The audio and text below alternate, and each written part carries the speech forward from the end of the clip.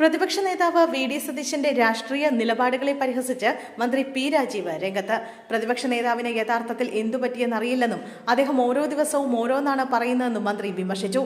നിയമസഭയിൽ ചോദ്യങ്ങൾ നേരിടാൻ മടിക്കുന്ന സതീശൻ സഭയ്ക്കുള്ളിൽ മറുപടി നൽകിയാൽ ഒറ്റ ചോദ്യത്തിന് മുന്നിൽ പൊട്ടിത്തീരാവുന്ന ഒരു ബലൂൺ മാത്രമാണെന്നും അദ്ദേഹം പരിഹസിച്ചു. സിൽവർ ലൈൻ ഉൾപ്പെടെയുള്ള വികസന പദ്ധതികളെ അന്ധമായി എതിർക്കുന്ന പ്രതിപക്ഷ നേതാവ് വന്ദേഭാരത് വന്നപ്പോൾ തന്റെ മുൻ നിലപാടുകൾ മാറ്റിയതായി മന്ത്രി ചൂണ്ടിക്കാട്ടി. ഗെയിൽ പൈപ്പ് ലൈൻ പദ്ധതിയെ താൻ എതിർത്തുവെന്ന സതീശന്റെ ആരോപണം പൂർണ്ണമായും വസ്തുതാവിരുദ്ധമാണെന്ന് പി. രാജീവ് പറഞ്ഞു.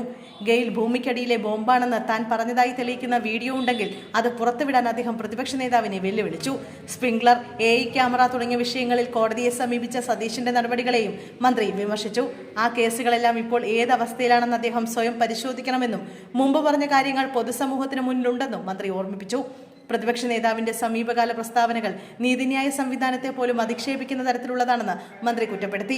വസ്തുതകൾ പരിശോധിക്കാതെ ഇത്തരം ഗൗരവകരമായ കാര്യങ്ങളിൽ അഭിപ്രായം പറയുന്നത് ഒരു പ്രതിപക്ഷ നേതാവിന് ചേർന്നതല്ല.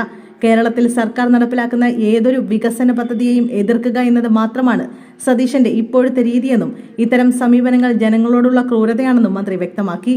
കോൺഫിഡന്റ് ഗ്രൂപ്പ് ഉടമ CJ റോയിയുടെ മരണത്തിലും മന്ത്രി പി. രാജീവ് ആശങ്ക രേഖപ്പെടുത്തി.